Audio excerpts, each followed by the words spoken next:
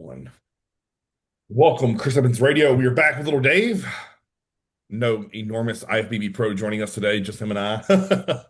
Um, Next week we will most likely have one of my old training partners on to do the podcast with us, which will be fun. I'm sure he'll tell some ridiculous stories of shit we used to do in the gym together when he was a child. Um, so we were just talking about implementing fasting for shrinking waists. And not that I want to dig into that topic because that's probably a whole hour if I wanted to explain how I did that properly with people. But something I said to you that I think needs to be covered here is when you take in information from someone like John, because John used to put out such high quality videos, right? The amount of people who would email him or me and ask questions on their implementation process for themselves was always so skewed, right? So it would always kind of blow my mind where I'm like, okay, you watched that video, he told you how to do it and apply it, but yet you're missing the mark. And it always made me wonder how many clients I am allowing. I create the plan, I think it makes perfect sense, crystal clear, and they get it wrong. Yeah. Do you ever worry with that? Yes. A lot of the time. It is putting my thoughts on paper and setting them out sometimes is, I mean, I swear to God, I feel like that gets lost in every single kind of thing you try to do, Yeah. but like, I mean, when it comes to even like nutrition plans, like like the concept of like cooked bushes versus uncooked raw, like measurements, you Yes. know, and like stuff like things that shouldn't be that complicated, but like people freak out about. Yes. Like, I mean, the reason why like all of my measurements are just in grams is because I've legitimately had people where I put like, all right, cool, have 2 cups of rice, and they use an actual cup. Yeah, yes. Like they grab their coffee mug and they're like, all right, 2 cups of rice. It's like, well, I guess you're fucking correct. Like I'm not really mad at you for that, but like, did you always use the same cup? We can make this work. But like, but let's not overcomplicate this. I need you to use half of that cup. And if you travel, that cup better go with you. Exactly. Like it's not the end of the world, but like, I need to know how big like, even how big that cup doesn't even fucking matter. We can just, at the end of the line, it's just like, as long as that fucking cup stays the same, I don't give a shit. Correct. But like, Yes. You know, but then you get the weird things like, oh man, my coach only gave me a quarter cup of rice but this is his cup, like, yes. then he's You like, know, "Oh, one, your coach is underfeeding you." It's like, yeah, "Oh, of course he is." right. Something that I've ran into is just simply when to drink their intra-workout nutrition. I've had people drink it before the gym. I've had people wait and drink it after the gym. And like I understand the word granite recovery sounds like something you would drink post lift. A funny story on this. Okay, go. Yeah. Uh, Sarah is one of my figure athletes, Uh-huh. and it was actually really funny because in one of her off seasons, I was like, "Sweet, we need some more food," and I was like, "Do you like coconut water?" And she's like, "Oh, I love it," and I was like, "Sweet, let's." And I changed her meal plan, so she Mhm. had a scoop of recovery Okay. and then 10 ounces of coconut water. Okay. Yeah. I was like, "Sweet," and then the next time I see her in the gym, she has a bottle of coconut water and her intra. And I was like, "What are you doing?" She's like, "Do I drink one first or second?" And I was like, "I mean, I would just mix them." And she was like, "I'm retarded." And I was like, "How long have you been doing it this way?" She's like, it'd been like 4 weeks, but she'd just been drinking her intra and then drinking the coconut water. Right. And I was like, "Really?" Right. It's like, Yes. I guess that's my bad. I never said to mix them. They're definitely like they're two different action items. Like, you Yes. know, like so that's my bad. But like, I always laugh because I had a guy come to me once where the coach he was working with insisted that he ate meals in this order: protein, fat, vegetables, carbs. yeah, And I said, he's like, "Do you care about that?" I'm like, "It goes to the same place." yeah, Like, so in my mind, I'm like, just mixing it together doesn't. as you know, I think you've seen me make enough of my meals at this point. Like I pretty much make a big bowl of food and just hover over it like I'm in prison and shovel it in. Like Yeah.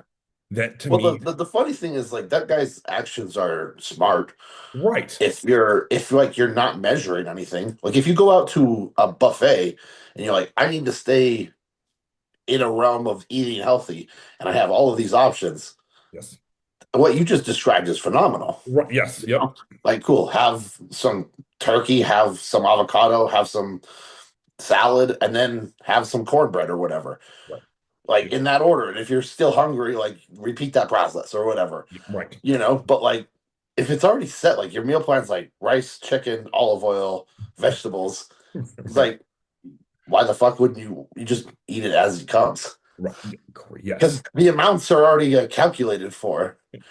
Right. Yes. Because this guy, his next question was, "Do you want me to just dump the olive oil in my mouth?"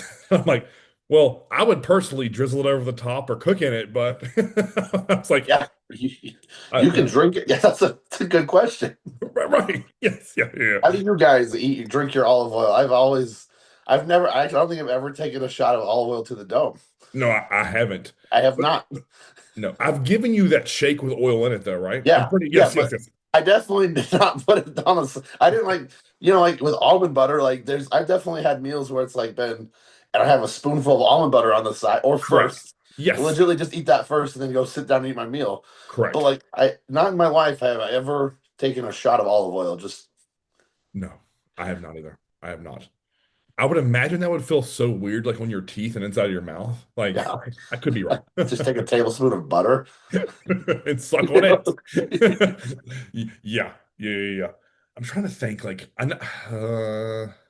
I've never actually had that bulletproof coffee where you let the coconut oil or butter melt in your coffee.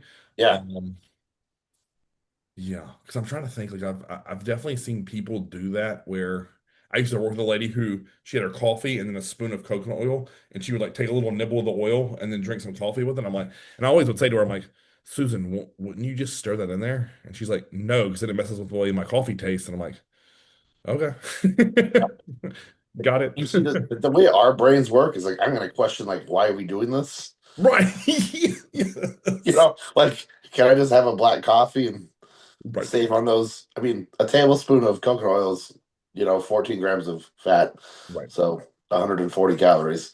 Right. You Yes. know, and I would just question, be like, what else is 140 calories? What I could eat later in the day? That's probably what I'm gonna do. Like, 1000%. I'm Yep. just gonna have my coffee with two Splenda and burn body fat that way. Yep. You know what's funny is my brother works with a guy who does that bulletproof coffee and he says that he's fasting. And he's like, hey, you know that coconut oil has nutrients, right? Yeah, Like you aren't fasting, bro. Ah, yeah, no yep, joke. yep, yeah, yeah, Like I could definitely see that. Like you're definitely gonna have a little bit of a neurological drive because of yeah. your focus is gonna stay on point. So if that's your goal, like fantastic. But Right, right. Yeah. You know, which goes back to another point of like why I don't have you do essential amino acids in a contest prep with fasted cardio. Like I know lots of people have probably gotten in shape doing that, but I just feel like that's less efficient. Like if I'm going to purposely do fasted cardio, I'm going to drink water and call it a day. yeah, I don't know. Yeah.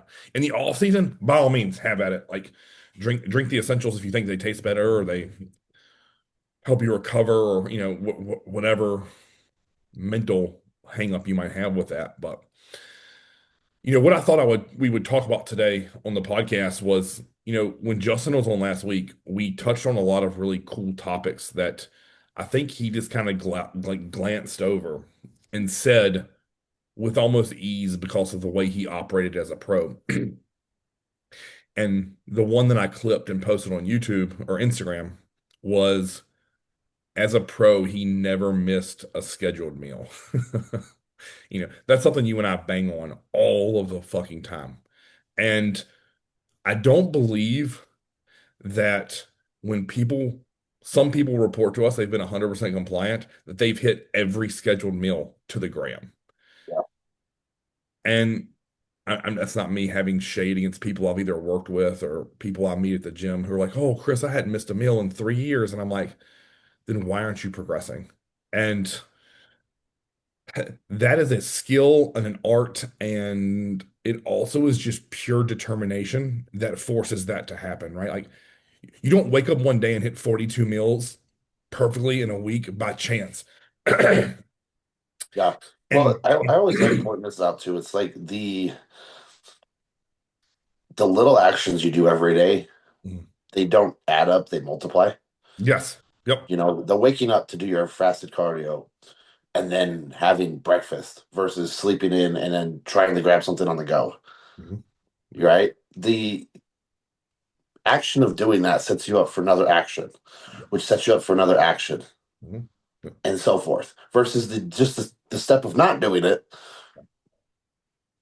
gets rid of that entire all of those processes because it and or if you get yourself back on track, that's great, but like you still fell off. So like you have to restart that whole engine Yes. Yep. versus like someone who wakes up and does what they need to do, Mhm.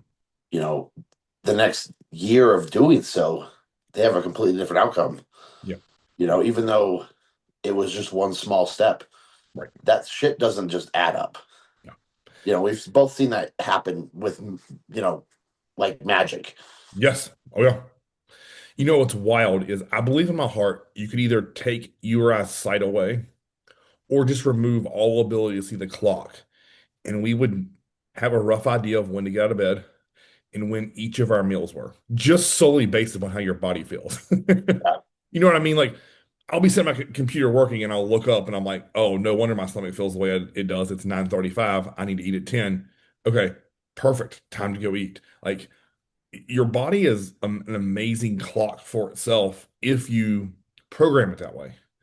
But if you're always, and I realize that some people with like differing shifts at work may not always be able to be quite as militant as say you or I are.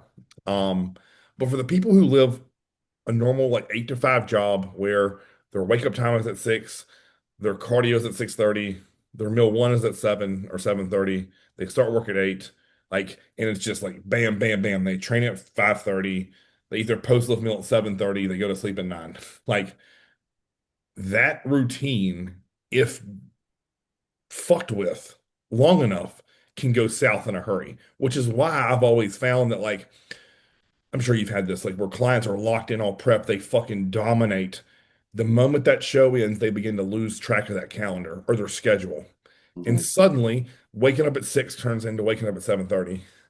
And then their first meal doesn't hit till 9.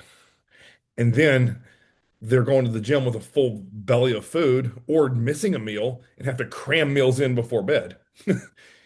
And you and I both know, like in the long term, once your food gets to a certain amount or volume, that becomes almost impossible. So then you drop Mhm. down to 5 meals, and it's like, okay, cool. Now you're missing a whole meal, which to me, how I think about missing a meal is like, how in the fuck am I going to make up 50 grams of protein?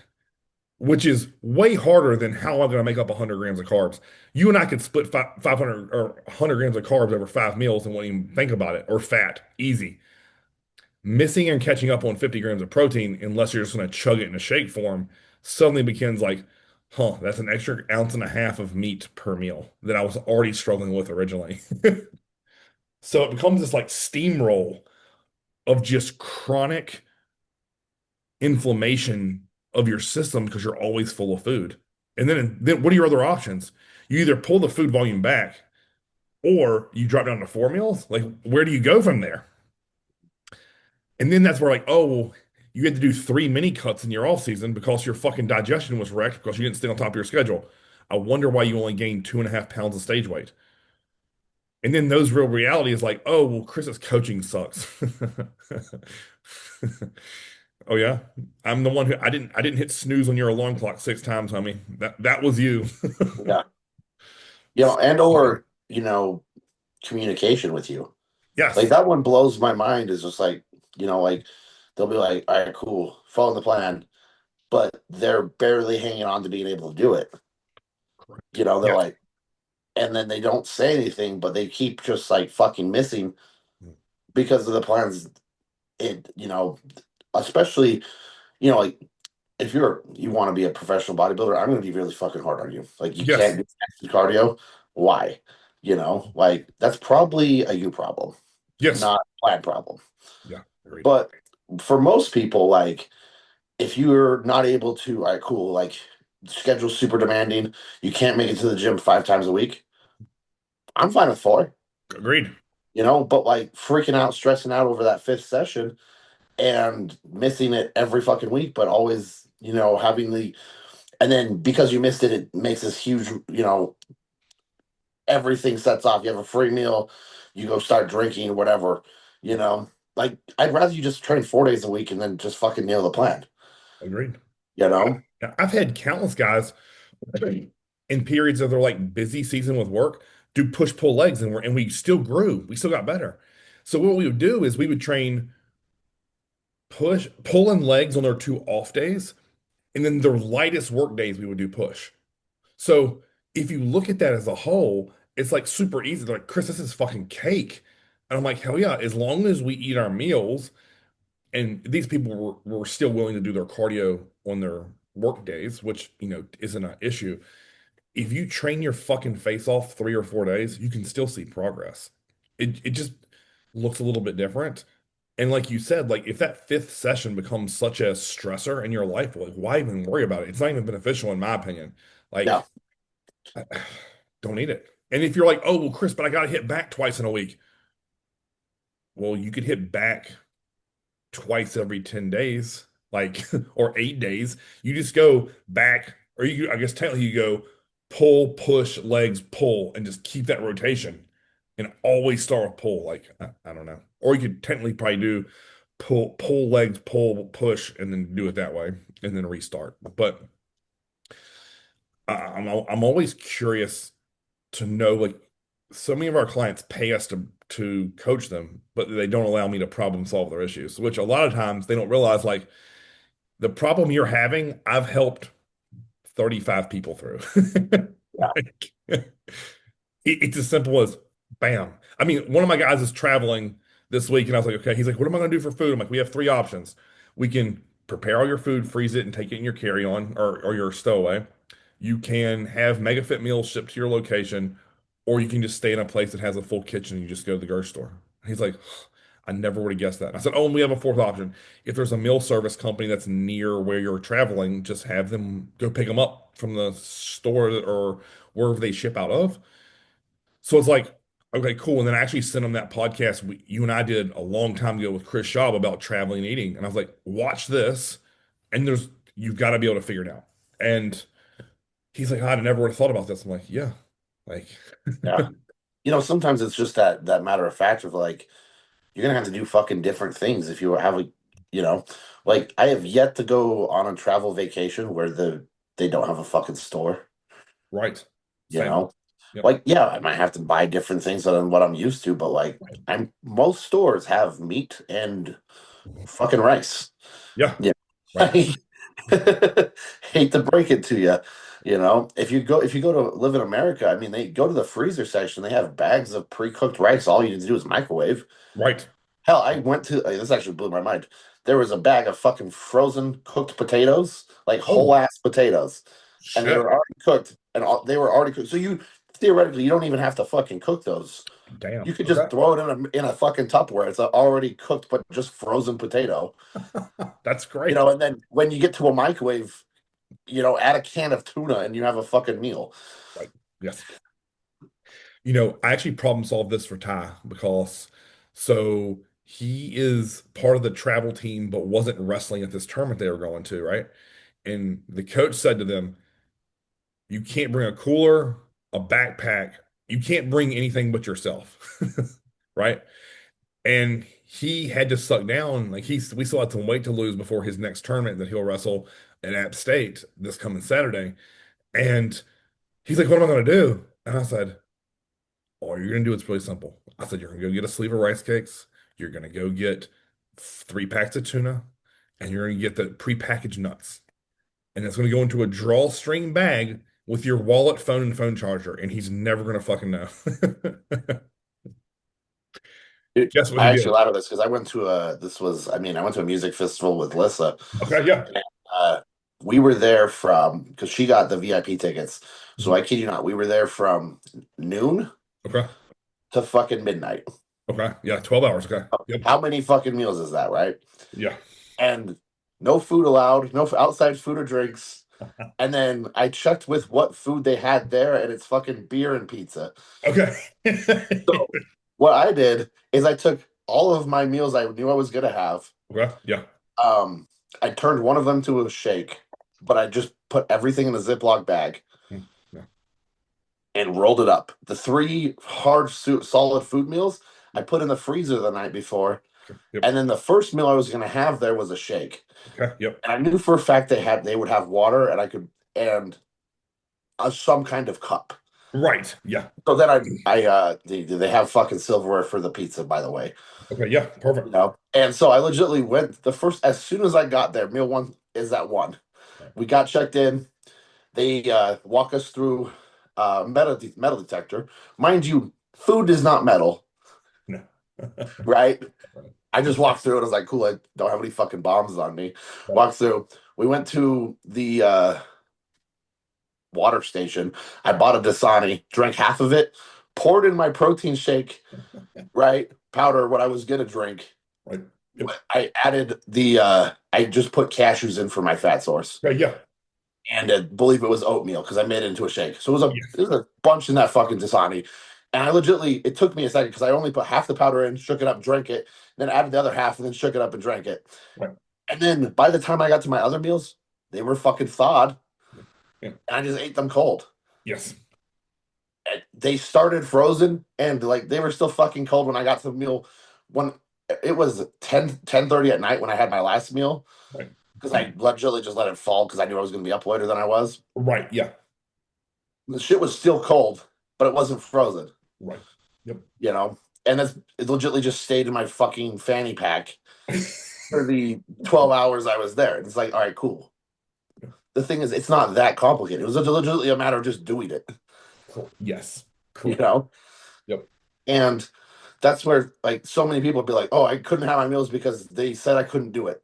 It was like, I have seen so many people smuggle drugs into these things, and those are also on the prohibited list. Right. They don't give a fuck about that. You can bring in your drugs, but you can't bring a fucking top. You can't bring a bag of chicken with you. Right. That is And I'm always I'm the fucking crazy one, you right, know. right, right, right.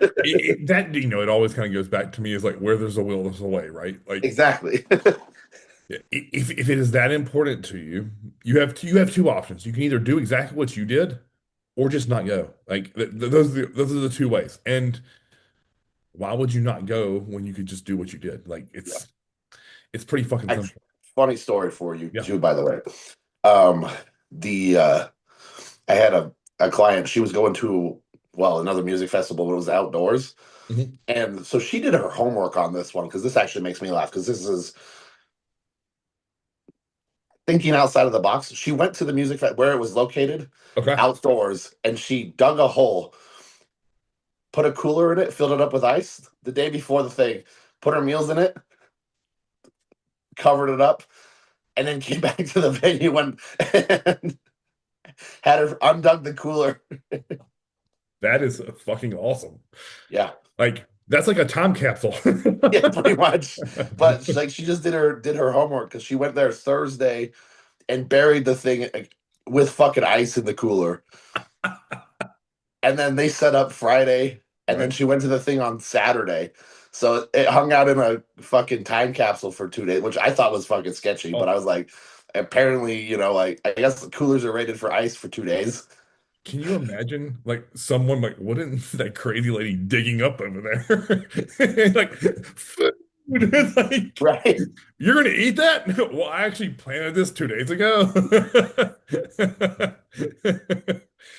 That's fucking hysterical. That in major respect. Like that I is was serious dedication, right? Fuck yeah. I mean, but That that if that's what it takes to for your goals, I mean, like she didn't even have a second thought on it. She's like, I used to do this with alcohol all the time. What's the difference with fucking food? And I was like, that is a fucking skill right there. cool. Like that is where coaching is also like the fact of the follow through on the client to get the job done. Yes. Like, because like getting your meals in order, but actually eating them is your job. Yes. Right. Yeah. And that is what you just said there. I don't want to gloss over because you and I can create the absolute gorgeous plan. And if you don't swallow the food in around the time we suggest it, it turns into a shit show, right? And I never want people to feel like they're wasting their money with me, right? Like if it comes down to just straight compliance, you need to reach out to me and we can figure this out together. Mhm. If I've reworked your plan 3 times and you still aren't doing it, then it's a you issue. And I feel confident in saying that. Honestly, probably 2 full plan reworks. I would say that's that's probably pretty accurate. And I think, and I tell people this all the time. I'll tell Angel this all the time. Like, I'm so naive to how the world works, and I have such blind faith, thinking that, man, if you sign up with me and pay the money that it costs to work with me, like coaching wise, that you're going to give it your all, and the goals you tell me are important to you are in your top 3 of life, right? Like, understand that like your family or work may come before what we're doing together. But if it's in the top 3 of your priorities, I've always felt like we can achieve something great. And Yeah, so I've had lots of guys and girls who what they do with me is number one. They have nothing else. This is their shit. And then family and work, or maybe sometimes not even family, just like work and then a hobby or friends come second and third. And we've achieved great things there as well. yeah. I mean, also pointing out that your time frame is wildly different there. Correct. Like the Yes. guys and girls who are making fucking progress. You see their 6 month side by side photos. Yeah. You see their stage shots. You see what they're doing in bodybuilding. Yes. Bodybuilding isn't in the, it's in, it's not, if you have your top 10 of things, Mhm. it's in the one, two, or three always. Yes. Those three might rotate around a little bit, Yep. but there's points in their life it's the number one priority. Yep. There's points in life it's number two and it's number three, but it doesn't go far from that. Correct. It never becomes number 10. No. No. Like, I can't tell you how many times in my life where something has come up and I've been like, fuck you, I'm doing bodybuilding. Right. And Yep. that sounds really harsh, but the fact is, if it was them, they had the same goals as me, I doubt they would have said, yep, let's do that. Right. Yes. And or you make that compromise of doing the fucking weird shit. Mm. Like, I went to both of my sister's weddings with my fucking Tupperwares, Right. like, they don't give a shit. They know who I am. Did a lot of people think it was weird when I snuck off for a couple minutes? Right. Maybe. Yep. Also, that's who I want to be. Correct. Like, if you're not comfortable eating a meal in front of other people because it makes it, it's weird. It's like, but you're okay. You want to be on stage in your underwear, basically. Like, make it make sense.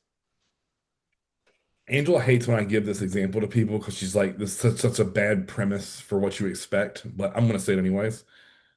I ate when my mom was getting lowered into the ground at her burial. And the moment we walked away from the gravesite at John's funeral, I ate a meal in my car. Yeah, it's Oh, fair. uh, I did the same thing when my grandparents passed away. yeah, I legitimately blended one of my meals and put it in a shaker cup for the viewing, and then had a microwaved meal in the car for when we went home. yeah, yeah, It wasn't what I wanted to. It wasn't. So the mindset on this wasn't. It was a matter of fact what I eat at 1 and I eat at 4. yeah, That's all that was. correct. It wasn't that I've had some shitty days. I still have a meal at 1 and I have one at 4. Right. Yes, Right. And that's because that is a priority for me. correct. It's not what I am being selfish. That is the thing I do, and I'm gonna make it happen. Right. Yep.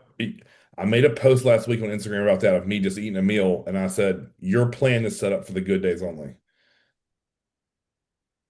And I've always felt like in my life, the only thing I've ever been able to control is my effort in the gym and what goes into my mouth.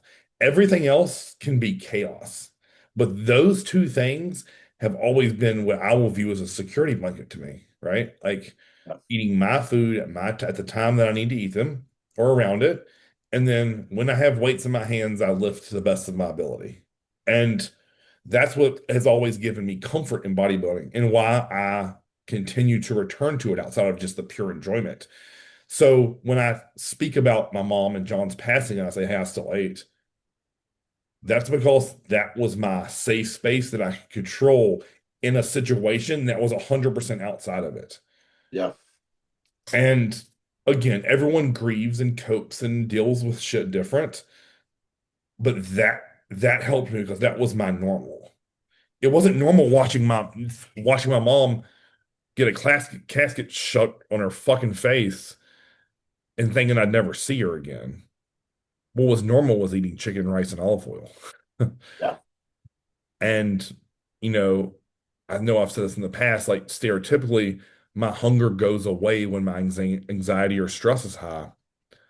But in that moment, I knew that I had to just bury that thought of anxiety and swallow that meal because that's what needed to get done. It was, I feel you. That was probably one of the hardest meals I've ever eaten in my life. Correct. Right. I didn't, there was nothing in me was like, I want to do this meal other than Yeah. the fact when I decided to be a bodybuilder when I was 17. Right. You know, Yes. like that was the only driving factor there, Yes. you know. Yep. And yes, could I have missed that meal? I sure could have. Yep. But Yep. there is a part of me what, you know, isn't going to be all right if I did that. And I know that's very different than most of society. Right. Well, my thought process there is why take a shitty situation and make it worse? Right? I mean, I'm not going to go punch a hole in a tree, break my hand because I'm mad. Like that's just making it worse. Like Yeah, yeah, exactly. fuck. You might Like as well get a flat tire on the side of the highway and, remove the rest of your tires. yeah, yes. And that's what I think really people miss when Justin was talking about like being in an airport and not eating Burger King. Like it's an active decision. Was he hungry? And he even admitted he's like, man, I'm one of those dudes who could probably get away with it. And he still chose not to. And what's funny is in the comment section of Instagram, some guy posted, bro, that's why we have Chipotle. And Justin's like, Chipotle wasn't on my meal plan. And it went right over that dude's head because he commented back with, that's better than missing a meal and blah, blah, blah. I'm like, what that guy doesn't understand is you, I, or Justin aren't going to miss that meal. We're still going to eat it. It's just going to be later. Like, and even though it's not ideal timing, the body doesn't know. Like, at the end of the day, as I was talking about earlier, it's all in the same place and it's going to exit the same place. So, Yeah, again, I don't think the premise of that isn't trying to make substitutions, right? Making it work is, could he have done something similar to that? Maybe. like, The problem is the bodybuilding isn't built on maybes. right. You Yes. either do your cardio or you didn't do it. You either did your training session or you didn't do it. You had your meal or you didn't have it. Right. Yep. The half-assing or half-hearting of those things, like, oh, I didn't have meal three because I was at the airport, but I did have 3 ounces of chicken and 2 cups of rice because that's what Chipotle gave me. Yeah. Okay, that sounds about fair. Right. Right. Oh, and that also fucked up my digestion. So the next 3 meals I was just shitting out of you know, and my digestion was fucked for the rest of the day. Oh, cool. That definitely made progress happen. Right. Oh, and by the way, you were burping that bullshit up the rest of the for the next 48 hours. So that's what I always laugh about, right? When someone says that and they're like, yeah, but then it gave me all these digestive issues and like the chicken was super spicy and oh, by the way, it has 47 grams of fat in rice and chicken fucking somehow. Like, please go look up the please I made a whole fucking video on this on YouTube, but just go look up the nutritional info on the meat and the rice at Chipotle. Please do. I just beg you. I'm just begging people to look at. And then compare that to what chicken breast and rice looks like from a macronutrient standpoint. Put it side by side, and you'll see that it's drastically different. So I know someone may say, "Oh, Chris, it's like, what's better, eating a meal out or missing it?" And I'm like, "You just don't miss it. You just catch up." So Yeah. there's definitely times where I've like went to Logan's or Outback and got a plain steak and a plain baked potato. I've done that before and I have no issue with it. But I also ensured that when I said I want no butter and no seasoning and no oil on either of those, that that's what happened. And then that's a little bit different situation than if you go through the essentially drive-through line of Chipotle where you're just scooping your fucking meat. It's not trimmed. I'm pretty sure it's chicken thighs, by the way, not chicken breasts. And the rice has fucking 3 tablespoons of oil per cup. Like, that's a big fucking difference. So to kind of wrap that point up that Justin made about not eating off of plan, like that to me was a takeaway because I think most people assume those guys get away with everything due to genetics and drugs. And he has no reason to lie about it. Fuck, I'd be willing to bet you if he cheated his face off, he'd have told you. He doesn't seem like a guy who bullshits to me. So, Yeah. um, Well, I mean, we know what happens to those top level athletes when they actually get locked in. yo, yeah, Like, yeah, anybody go take a gander at Keon. right. Yes, What do you think changed when he got with his new coach? Do you think his new coach gave him a crazy training? He's talked about this. His training hasn't changed in 5 years. Hmm. Do you think that his coach gave him all of the new drugs? He found some special formula of drugs, or he has he definitely has good genetics. We know that, but why wasn't he so good 3 years ago? He's been competing for. I think he's been competing for almost 10 years. yes, yep. Why wasn't he so good 10 years ago? Because of his genetics. Oh, that's weird. Have you heard of him talk about his food with his coach? Right, Has it been really spot on? right, Oh, maybe that was the case. Maybe that wasn't the case. When he was losing pro shows. right. Yes, Weird. Like the wildest concept. All right, cool. We have someone who has all three good genetics. He's on PEDs and trains fucking hard. yeah, And then you change up his nutrition. He's way more dialed in. What changes the most? right. Yeah. I mean, if you listen to that interview with him on the Jay Cutler podcast, he also said he didn't miss one singular day of cardio all off season and all prep. So when someone said that to me, Chris, I didn't miss a singular cardio session in prep or all season, I always assume so that means you were missing them before, right? Because you would never have said that otherwise. And they're like, well, yeah, I used to miss a lot. Okay, got it. Good. Like, that's just the art of reading humans and like what comes out of their mouth, right? Like, if you'd be like, oh, Dave, you'd be really proud of me. I hadn't cheated on my wife in 6 months. Oh, so that hasn't always been the case? Okay, got Right. it.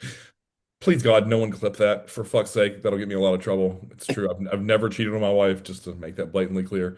Yeah. So like when you look at like someone like Keon, that's a perfect example, right? Of I know when he worked, he said that when he worked with Patrick Tor, like Patrick didn't give him any chance or wiggle room for cheat meals. It was no cheat meals. So when you remove that, and then as you know, when you get into a groove of dieting and you haven't had bullshit in 6, 8, 12 weeks, you don't crave it nearly as much. Or at least I don't. You kind of get used to eating your diet food, and all you really want more of is the more of the diet is the diet food. So you pair that with not missing cardio, training your face off, and then clearly he said he upgraded his spouse to where she now pushes and drives him and holds him accountable. Magic happens. Like you have a great plan, you nailed it, and you're doing stuff you've never done in the past. Huh, weird. Progress through the fucking roof. So, Yeah. And the third one he put in there, that his environment was fantastic. correct. Yes. Like I can't tell you how many times I've seen that where your friends don't support you in this endeavor. Oh, yeah. Your like your roommates hate you prepping food, Right. XYZ. And it's just like those are variables in your training. Like if your whole day is anti bodybuilding from your outside in, Yeah. that's what you're gonna look like. Correct. And Like that, and that's a hard conversation to have with a lot of people sometimes. yeah. Is the best way for you to, progress is to fix that as much as you can. Right. If you go to the gym and you're like, man, everybody at my gym, they don't, all they want to do is talk. It's like, ooh, find a different gym. Yeah. Oh, yeah. That's on you. Yes. Fucking change it. Yep. Go to a place where everybody's fucking training hard. you Yeah. know, or you're like, oh man, my my friends hate how I eat. All right, maybe find some different friends. Yeah. Like, I don't think any of my friends, if they're in bodybuilding or out of bodybuilding, do not give a fuck on how I eat. You know No. why? Because they know it's something I do and it benefits, it's for my benefit, and they realize that I'm doing it for me, Yeah. right? And they support what my fucking goals. That's a friend, Yeah. Yes. you know? Yeah. And maybe like have that honest conversations. Like, do they hate you for not, you're eating your bodybuilding meals instead of going out and drinking with them? Were you just a drinking buddy? Yeah. Well, right. Like, is that the person you want to be? You want to be like wake up in 30 years and be someone's drinking buddy? Right. Like, imagine that life. Well, you know what's crazy is, listen, I've trained so many people in person, and they're like, Chris, like every time I go to get out of bed in the morning, do my cardio or eat meal one, my wife or girlfriend's like, hey, stay in bed with me, just cuddle, like. And he's like, you know, it's so hard to say that when she's laying there with next to nothing on. And I'm like, that's not someone who supports you. And then she bitches about how bad your egg whites smell. And then when it's time to go train arms later, oh, you're always in the gym. You're always this. Just watch one more Netflix episode. Well, if I sit here and watch one more Netflix episode, my fucking meal timing is going to be off. And I already ate my pre-lift meal. If I had to explain that every time it was, say, a Saturday, for example, I would either one have to have break up with that person, divorce them, whatever, or I would have to eventually bend my will and lose sight of what was truly important to me. And then I've always went back to, if that person truly loves you, would they give you shit about that if it doesn't harm them, right? Yeah, Me eating chicken and rice as opposed to Chick-fil-A with my family doesn't impact them negatively at all. None. As long as I still eat with them and talk with them, it has zero impact on them. No different than if I get up and do my cardio, shower, eat meal one, come back to bed with my wife. That's zero impact on her. She's sleeping, bro. She doesn't even know. yeah. And Like, this goes back to like your mindset as well. I mean, like I hate to point back to the bodybuilder, but I can't tell you how many guys are like, I'm in prep, so you can't have food to oh, their significant other. It's like if you are that person, that's why that relationship doesn't work, correct. right? So that's an introspective moment of like, okay, you look in and see what you're actually doing there. Because like if you can't get ready for a bodybuilding show without everybody else around you suffering, Yeah. you need to upgrade your mindset. Oh, without a doubt. Like anyone who makes their friends, family, kids, spouse suffer because they choose to, stop. Yeah, Literally stop now and figure out a way to not do that. Like I have no issue taking Daxon to get cupcakes and not eating one. I can still go and appreciate how glorious the cupcakes are that he's picking out, but it doesn't mean I'm going to have one. yeah, And he'll say, Dad, you don't want a cupcake today? No, buddy, I'm good. He's like, okay, maybe after your show. I'm like, yeah, you know what? I'll have one of these after your show with you.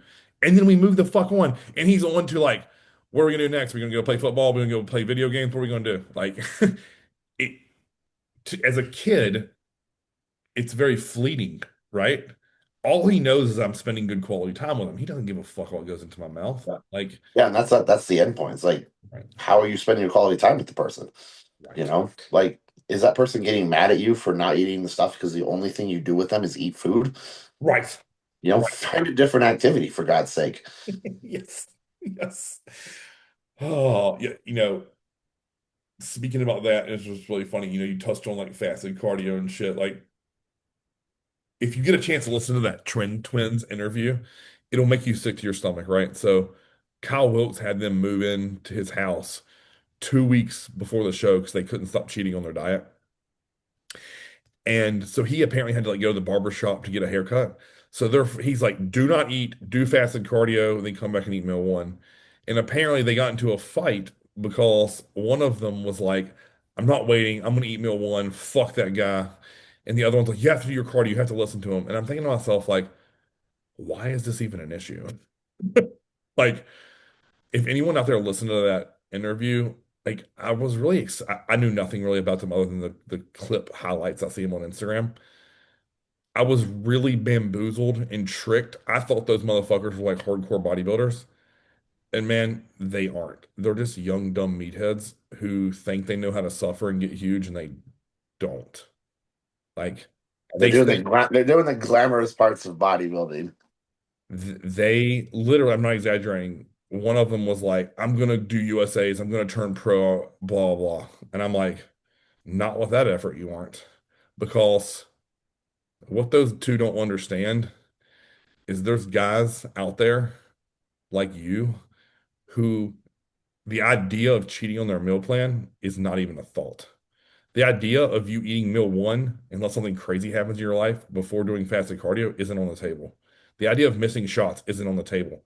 The idea of trying to do a bench PR as opposed to the workout you need to do isn't a priority. You doing a photo shoot, who gives a fuck? Your workout comes first. Like they're gonna run into a very grim reality of like, in my mind, what hardcore bodybuilding is, and they're gonna have two options. You either level the fuck up or you're gonna get your brakes beat off. Right. So I was really let down by those two, I'll be honest with you. I was expecting like two kids who were so hungry to get better and like they like to train and they like to do drugs, obviously, but they don't like to diet hard, not yet. And they So haven't found that sick switch of like it feels fucking good to know you're sitting on the couch ravenously hungry and losing body fat.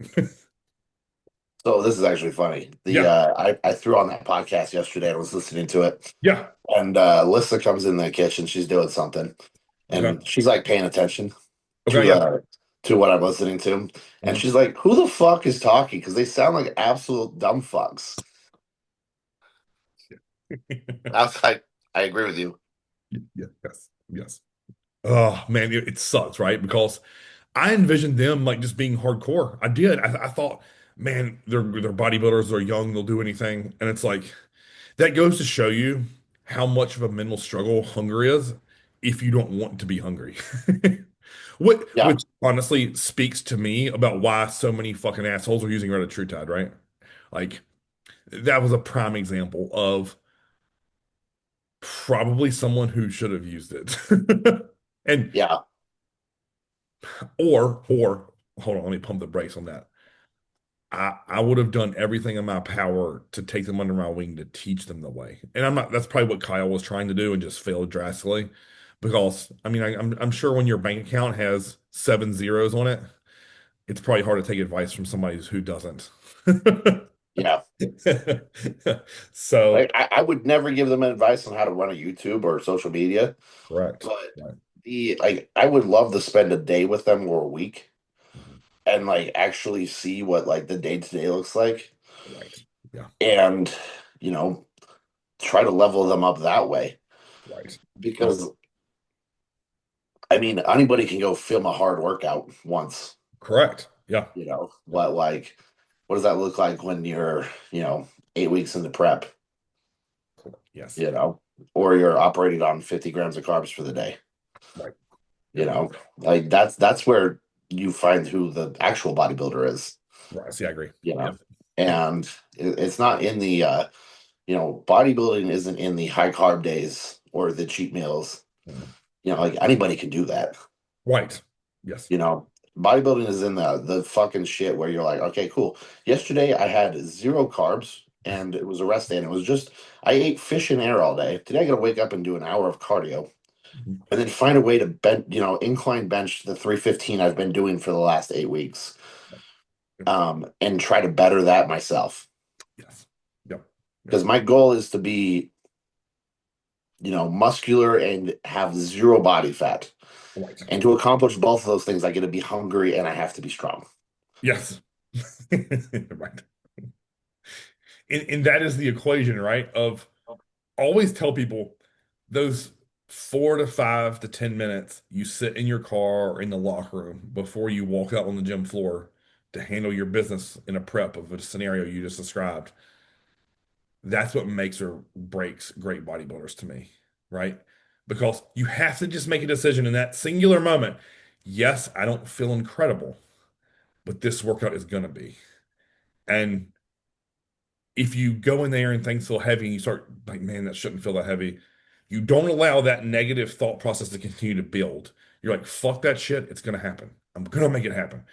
And then after you move 315, my thought, okay, cool, now I got my back off. Now the goal is to get as big a pump as humanly possible.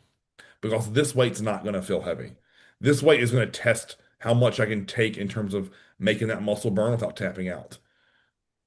So it's like it's that push and pull dichotomy within that session of top set versus back off. Or if you get to the volume portion of your training session, if you're following one of the programs that I wrote, like fighting through that pain, dealing with the exhaustion, but not allowing it to slow or make you miss reps. So yeah, it's like I know so many people like look up to those two, obviously. Um, and I think people will listen to that. Maybe they'll take it in or receive it different than I did. Um, and won't be quite as let down. And I think I also have to remember like they're what 23 years old. Like Yeah. there's some serious bodybuilding maturing that needs to take place. Because at 23 I wasn't who I am now at 41 by any means. Um, so you can't argue that they're both not big. Like I get it, they're big and strong, awesome. But always laugh in terms of like when you hear them say these claims, like I'm going to go to USA's, I'm going to dominate and make. I think he said I'm going to mod people. I'm like, bro, all right, good luck. Hopefully it shows up to the USA's next year. That's what I think the plan was. Yeah, it goes back to that. There was an old Chris Cook story. I used to love Chris Cook when I was young, right? And he said the first time he ever showed up to nationals, he strips down and he's like, "Oh shit, heavyweights are already in line." And the guy goes, "Oh no, we're middleweights, bro." And he was like, "Fuck me."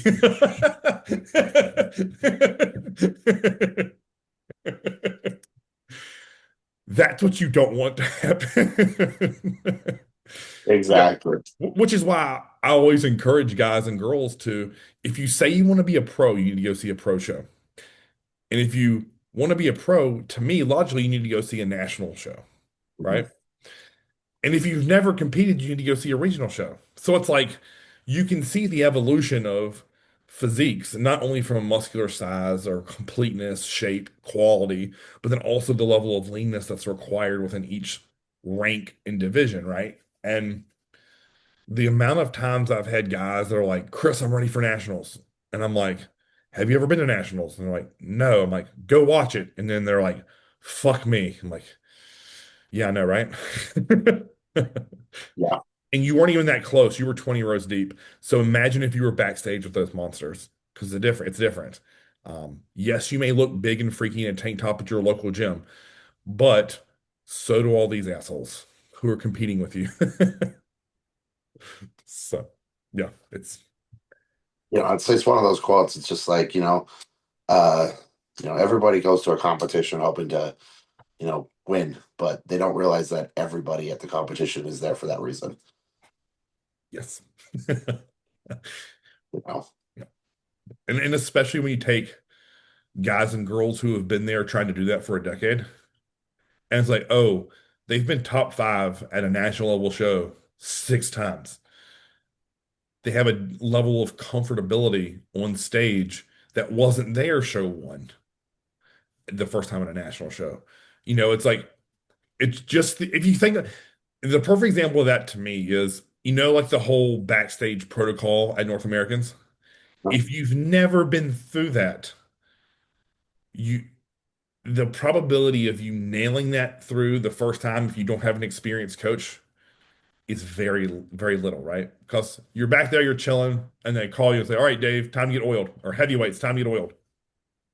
You get oiled. Then you stand in a line, and you stand in another line, and you stand in another line, and you stand in another line. And then they let you stand in this little loading dock with a bunch of bands. Like, okay, Dave, pump up. And you're thinking, okay, awesome. I'm going to be on stage in like 5 minutes. All right, heavyweights, bands down, get to the loading area. And you go stand behind the steps. And they're like, okay, cool. Now you're going to go stand on the steps. And now everyone's going to do a 60-second routine, or now I think it's a 30-second routine. And then we're going to line you up in groups of four. And then you're going to actually do a call out. That is way different than your regional show. And they're like, all right, Dave, heavyweights on in 15 minutes. And you fucking hit your Rice Krispie treat. You get glazed, you do your pump up, and you're on stage. That Yeah, is a way too. the regional show where they're like, all right, prejudging starts at 10, Right. and at 10, oh, 10:13, you're doing your fucking show. Yes. Versus, when you go to nationals or like USA's, for example, prejudging starts at 10 Yep. and heavyweights are going on at 1 p.m. Right. Yes. Yep. You know, like it's a little bit different there. Correct. Yes. One right. And like just learning to manage that emotion because you can't stay here during that whole process or you're gonna get on stage and you're gonna be flat as a pancake or you'll be burnt out adrenal wise, right? Like Mhm. so it's like most guys think, oh, the oil's on when it's time to go. I'm like, okay, this is just step one. We're just in step one. I need you to stay calm. I need you to still keep drinking your water. We don't even need to look at Rice Krispie treats or Vesa Blast yet. But Chris, please trust me. Please trust me. I've done this. Yeah. Like, I know Chris has shared the story on the podcast before. His first time with me at Masters USA's, he's like, I want to smash all my stuff. And I'm like, bro, there's still 14 guys ahead of you that need to do individual routines plus their quarter turns, plus their posing, plus the call outs. I'm like, we have at least an hour. Really? I'm like, yeah, chill. We're good. And, again, I can only do that because I've been at so many of those damn shows that it's like you get a rough feeling for anticipating when you're going to go. And as you know, with me at least, I'd rather you be under prepared and under pumped to go on stage than catch all that early and then never get it back.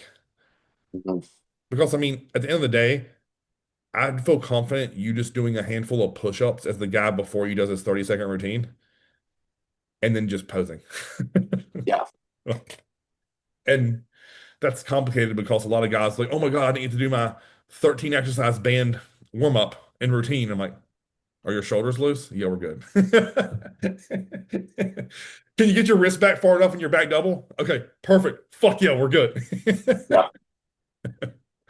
So I think that's it for today, guys. That's been an hour. Another episode with Dave and I, and ramblings about how to be a bigger, better competitor, athlete, client, and essentially just taking a good hard look in the accountability mirror and saying, how can I get better?